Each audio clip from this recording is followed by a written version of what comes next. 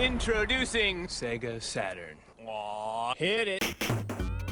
The start of 1995 marked the beginning of the end for the 16-bit generation of games.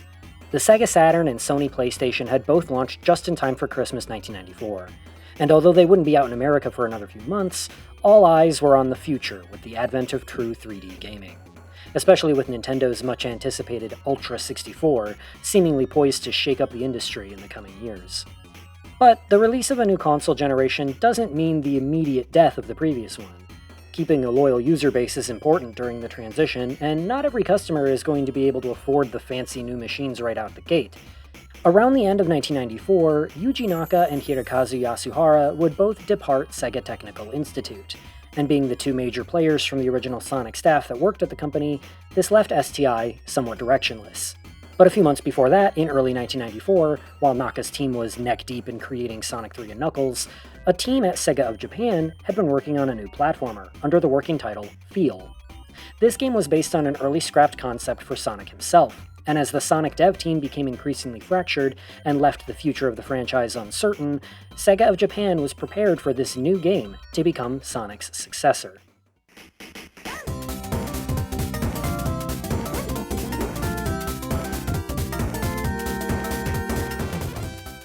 Ristar was a platformer released for the Sega Genesis in 1995. And look, let's get this out of the way first thing. I know there's debate on how the title of the game is supposed to be pronounced. A lot of people say Ristar like Rising Star, which, yeah, that does make a lot of sense. But as far as I can find, every official Sega source, ranging from internal Sega materials, statements from Sega America staff, and even just looking at the Japanese katakana, point to the correct pronunciation being Ristar or Ristar, so that's what I'll be going with. While Ristar is sometimes retroactively referred to as a Sonic Team title, this is a misconception. In actuality, Sonic Team didn't even really exist between 1992 and 1996. The original members of the team had been split between Sega of Japan and Sega Technical Institute. The confusion is likely born of the fact that the Ristar team would eventually merge with Sonic Team to make Nights into Dreams. Add to that Ristar's inclusion in Sonic Mega Collection later on, and it's easy to see where people could get mixed up. So, just to be clear, this is a Sega of Japan game, not a Sonic Team game. Ristar takes place in a faraway galaxy, where the evil Kaiser Greedy has been using mind control powers to subjugate the leaders of various planets in his attempt to rule the universe. The terrorized inhabitants of the planets call out to the stars for help, a call which is answered by a shooting star named Ristar. As he travels the various planets, Ristar interacts with environments, items, and enemies by using his rubber-like arms to reach, grab, and throw, and this can be aimed in all 8 directions. This obviously allows him to climb ladders, hang from monkey bars, and move between 2 poles or walls to gain height, but he can also grab and throw loose items, pick up extra lives or health recoveries, and defeat enemies by grabbing and slamming into them. If you choose to hold on to certain flying enemies, they can even be swung from to reach higher areas or cross wide gaps. And that's really the core gameplay conceit of Ristar. If Sonic is all about smartly running and rolling at just the right times in order to maintain your speed, Ristar is all about swinging to fling yourself about, almost akin to the grappling hook in Bionic Commando taken to the extreme. At certain spots in each level, you'll even find these star handles that you can use to swing yourself in circles, gaining more and more speed, and allowing you to send yourself flying vast heights or distances. The end of each level is also marked by a star handle, and you can earn a height bonus based on how high off the screen you manage to fly. This all stems from one of the earliest concepts for the first Sonic game. Before the Hedgehog was drawn up, the main character was originally planned to be a rabbit who could stretch his ears to grab items and enemies. But when the team decided to shift focus to a faster style of play, the idea was scrapped in favor of a character who could roll into a ball instead. While the big 3 of the original Sonic team, Naka, Yasuhara, and Oshima, weren't directly involved with Ristar, the Ristar team clearly took inspiration from these early concepts, and it's shown off really well in this game. It's almost a puzzle platformer at times, but it also leaves a lot of room for pretty snazzy trick gameplay, and allows you to take full advantage of the character's main ability. While grabbing onto bare walls won't do much on its own, aside from occasionally revealing a hidden power-up, repeatedly grabbing the same wall over and over allows you to climb your way up. And in terms of combat, Ristar gains a second or so of invulnerability every time he bounces off an enemy or solid surface, which, with some practice and skill, can be used to avoid taking damage. Ristar's simple moveset allows for the player to be both tactical and aggressive all at once, and somehow without the game feeling mindless or shallow. Button mashing in a tense situation is likely to do you more harm than good, so taking the time to really learn the game's mechanics pays off in the long run.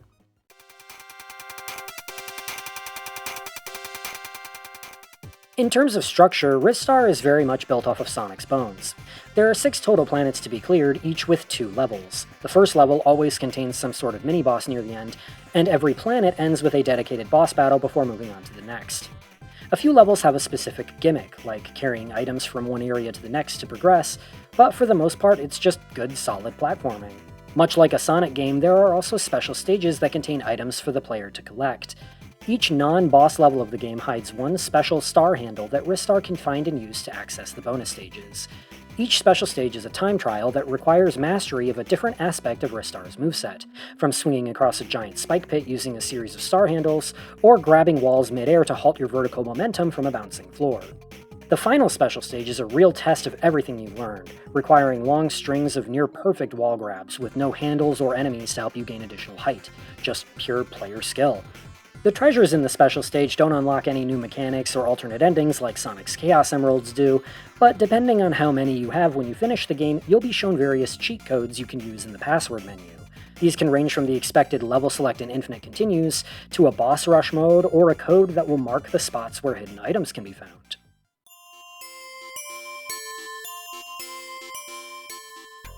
Aesthetically, Ristar is absolutely wonderful. Colors and backgrounds are eclectic and lively, sprite animation is fun and bouncy, and Ristar as a character has a lot of charm to him. He's adorable and cool, and I love him. He has a few small voice lines sampled into the game, and he's even given several different idle animations depending on which level you're in, such as fanning himself on Planet Scorch, or snapping his fingers to the music on Planet Sonata. This even plays into the gameplay on at least one occasion, during the snowball fight mini-boss on Planet Freon. Ristar's idle animation is what supplies you with more ammunition. Level theming in general is also really strong and distinct. There's the usual grassland, volcano, underwater, and snow levels you'd expect from a platformer, but the standout is easily Planet Sonata, which revolves around music and uses that concept in very fun, creative ways. The mini-boss here moves in rhythm with the music for the whole fight, and the actual end-of-planet boss hijacks a music performance and actually changes the way it sounds as you're fighting him.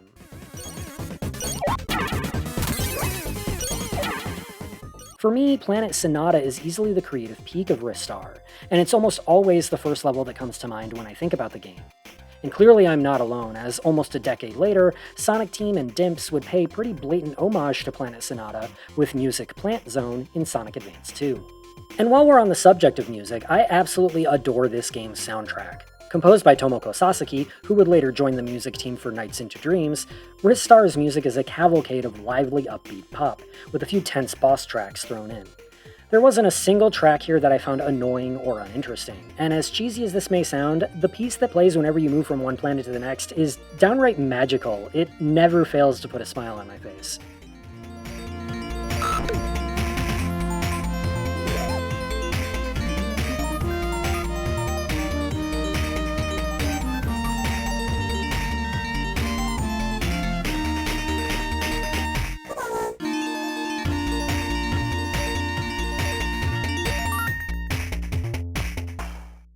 Honestly, there really aren't many criticisms I can come up with for Ristar. It's just a really well-designed 2D platformer with a lot of charm and personality.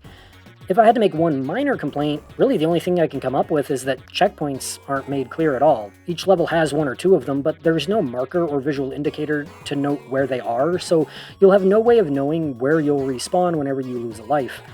But even that didn't really matter all that much in the long run, because as I played through Ristar, I was pleasantly surprised to find that the difficulty curve is more than reasonable. Ristar has both a normal and a hard mode, with the only difference being that hard mode gives you fewer hit points, lives, and continues. I played on normal mode, and I didn't start draining through the majority of my extra lives until I was past the game's halfway point, and I only ended up using one continue by the end of my first run. Bosses are challenging but fair, with my favorite probably being the mole boss on Planet Scorch, who has to be fought both on land and while falling down a massive mineshaft. The bosses don't have any dirty tricks or cheap surprise attacks to speak of. Everything has a defined pattern that can be learned and memorized, and even the one boss that does have an instant KO move, that being the final boss Greedy himself, provides a simple method with which to avoid it. If you fall victim to it, you have nobody to blame but yourself.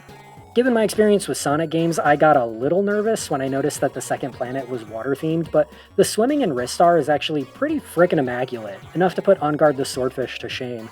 These might be my favorite swim mechanics in a 2D platformer, period. You can move freely in all 8 directions, you can breaststroke for a boost in speed, grab onto the scenery to avoid being pushed by strong currents, and you can dolphin jump toward the surface to gain some airtime or seamlessly return to land. Absolutely phenomenal, no notes. Interestingly, Ristar actually saw some pretty substantial changes between the Japanese and international versions. With a lot of games of the time, localizations would often make small tweaks to games between their various regions, but this would usually only go so far as the box art and the instruction manual's plot synopsis.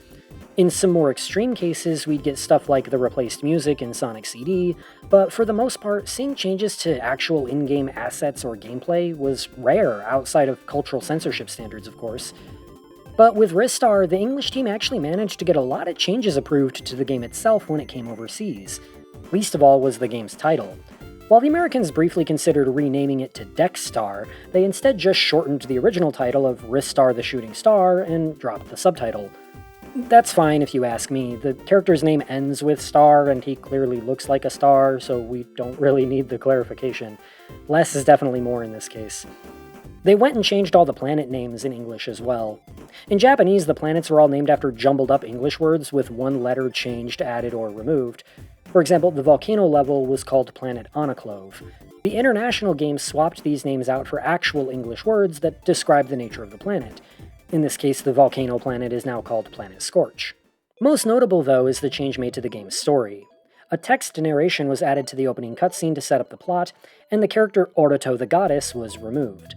Instead, Ristar is now the son of an unnamed legendary hero, and the game's entire ending was changed to match this. Where the Japanese game simply has the defeated villains staring out into space, the English game sees Ristar reunited with his dad.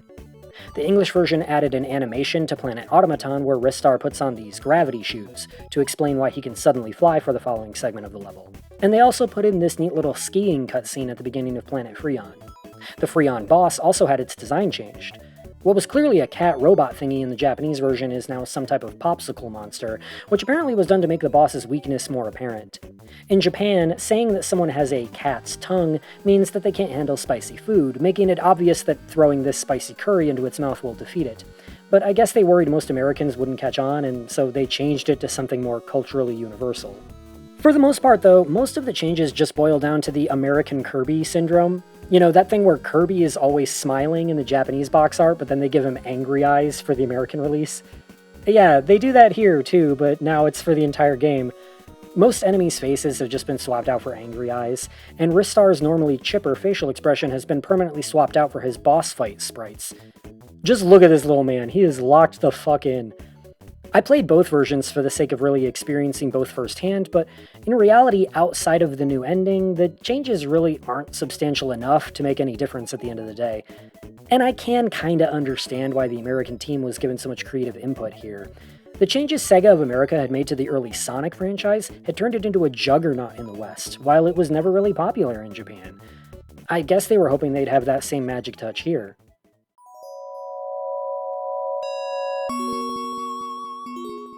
Sadly, Ristar was not a big hit on either side of the Pacific, but I don't think it's really the fault of the game itself.